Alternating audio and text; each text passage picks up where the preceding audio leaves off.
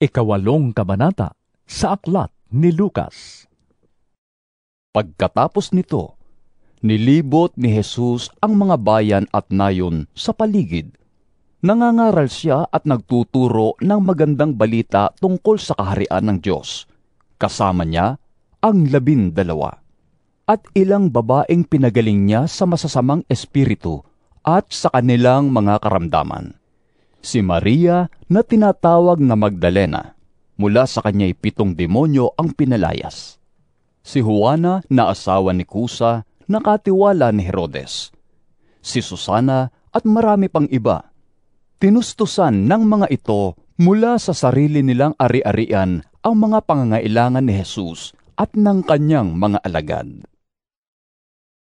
Nagdatingan ang mga tao mula sa iba't ibang bayan at sila'y lumapit kay Jesus. Isinalaysay ni Jesus ang talinghagang ito. Isang magsasaka ang pumunta sa bukid upang maghasik. Sa kanyang paghahasik, may binhing nalaglag sa daan, natapakan ng mga tao at tinuka ng mga ibon.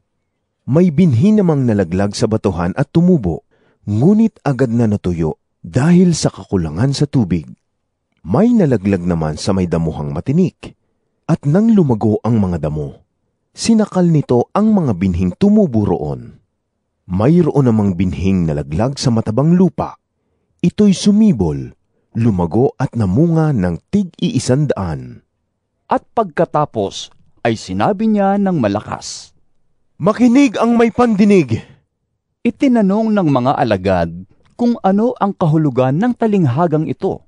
Sumagot si Jesus, "Ipinagkaloob sa inyo na maunawaan ang mga hiwaga tungkol sa kaharian ng Diyos. Ngunit sa iba'y sa pamamagitan ng talinghaga. Nang sa gayon, tumingin man sila'y hindi sila makakakita, at makinig man sila'y hindi sila makakaunawa."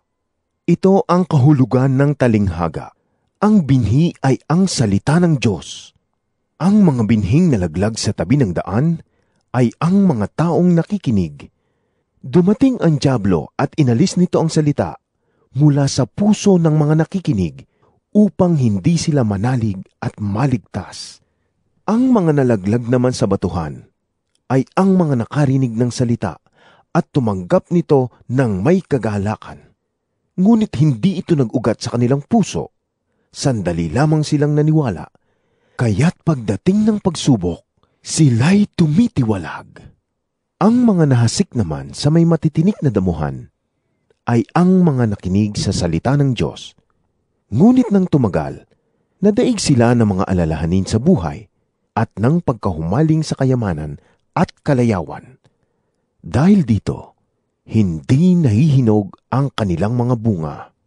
Ang mga nahasik naman sa matabang lupa ay ang mga nakikinig ng salita ng Diyos at nag-iingat nito sa kanilang pusong tapat at malinis, at sila'y namumunga dahil sa pagtiyatiyaga.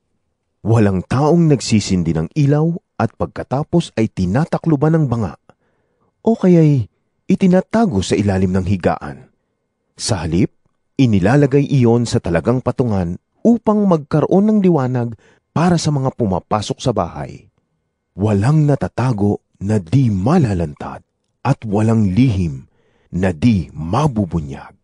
Kaya't pagbutihin ninyo ang inyong pakikinig, sapagkat ang mayroon ay bibigyan pa, ngunit ang wala ay aalisan pati ng inaakala niyang nasa kanya. Dumating ang ina at mga kapatid ni Jesus, ngunit hindi sila makalapit sa kanya dahil sa dami ng tao. Kaya't may nagsabi sa kanya, "Nasa labas po ang inyong ina at mga kapatid. Nais nilang makita kayo." Ngunit sinabi ni Jesus, "Ang mga nakikinig at tumutupad ng salita ng Diyos, ang aking ina at mga kapatid."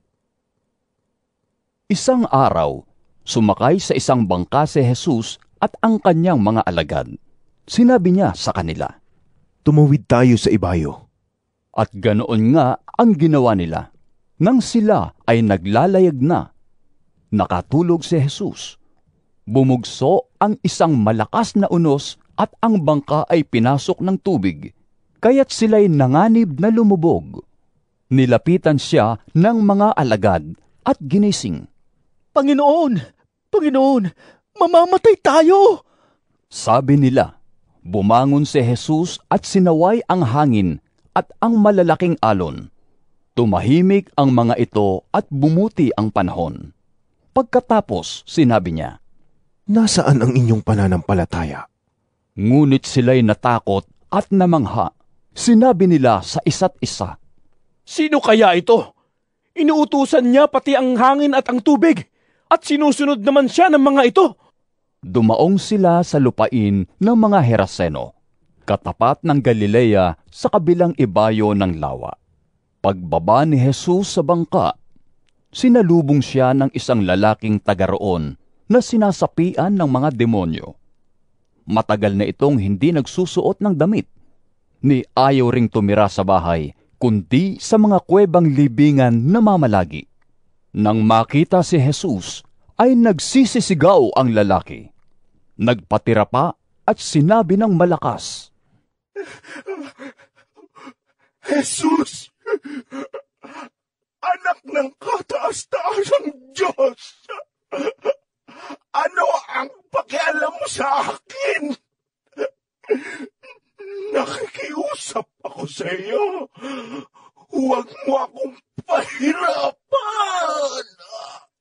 Ganoon ang sinabi nito, sapagkat inutusan ni Jesus na lumabas ang masamang espiritu.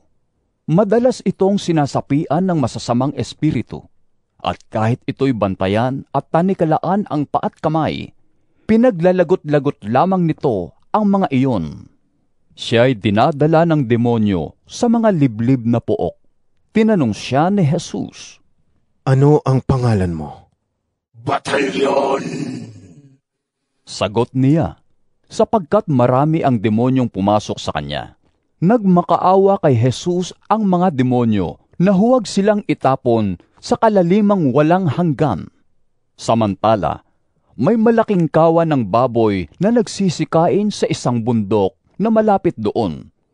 Nakiusap ang mga demonyo na papasukin sila sa mga iyon, at pinahintulutan naman sila ni Jesus. Lumabas sa tao ang mga demonyo at pumasok sa mga baboy.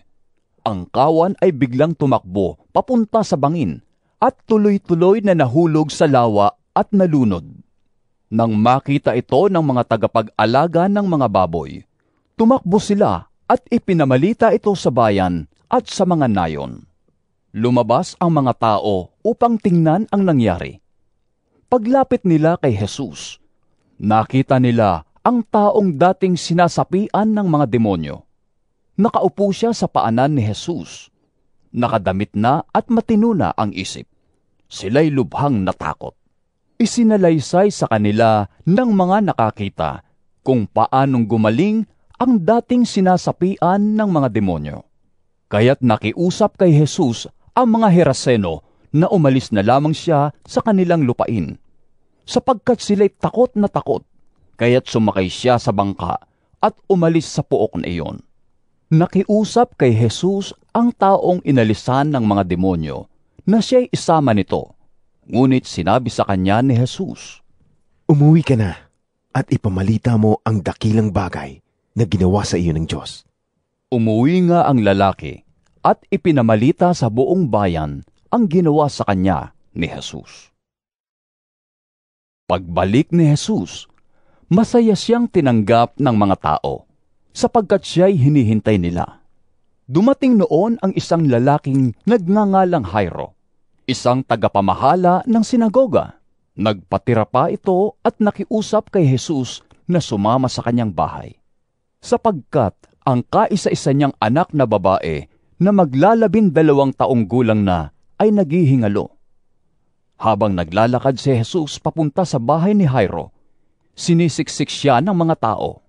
Kabilang sa mga ito, ang isang babaeng 12 taon nang dinudugo at hindi mapagaling ninuman. Naubos na ang kanyang kabuhayan sa mga manggagamot. Lumapit siya sa likuran ni Jesus at hinawakan ang laylayan ng damit nito. Noon di tumigil ang kanyang pagdurugo. Nagtanong si Jesus, Sino ang humawak sa damit ko? Nang walang umamin, sinabi ni Pedro, Panginoon, napapaligiran po kayo at sinisiksik ng mga tao. Ngunit sinabi ni Jesus, May humawak sa damit ko. Naramdaman kong may kapangyarihang lumabas sa akin. nang malaman ng babae na hindi pala maililihim ang kanyang ginawa, siya'y nanginginig na lumapit at nagpatira pa sa paanan ni Jesus. Pagkatapos, sinabi niya sa lahat ng naroon kung bakit niya hinawakan ang damit ni Jesus at kung paanong siya'y agad na gumaling. Kaya't sinabi sa kanya ni Jesus, Anak, pinagaling ka na ng iyong pananampalataya. Umuwi ka ng mapayapa. Nagsasalita pa si Jesus nang dumating ang isang lalaking galing sa bahay ni Jairo. Patay na po ang inyong anak. Sabi niya kay Jairo. Huwag na po ninyong abalahin ang guro. Nang ito'y marinig ni Jesus, sinabi niya kay Jairo, Huwag kang matakot. Manalig ka lamang at siya'y gagaling. Pagdating sa bahay, wala siyang isinama sa loob kundi sina Pedro, Juan at Santiago at ang mga magulang ng dalagita. Nag-iiyakan ang lahat ng naroroon at kanilang tinatangisan ang bata. Ngunit sinabi ni Jesus, Huwag kayong umiyak. Hindi patay ang bata. Natutulog lamang. Pinagtawanan nila si Jesus sapagkat alam nilang patay na ang dalagita. Ngunit hinawakan ni Jesus ang kamay nito at sinabi, Bumangon ka, bata. Nagbalik ang hininga ng dalagita at ito'y agad na bumangon. Pagkatapos, pinabigyan siya ni Jesus ng pagkain. Manghang-mangha ang mga magulang ng bata. Ngunit pinagbilinan sila ni Jesus na huwag sabihin kaninuman ang pangyayaring ito.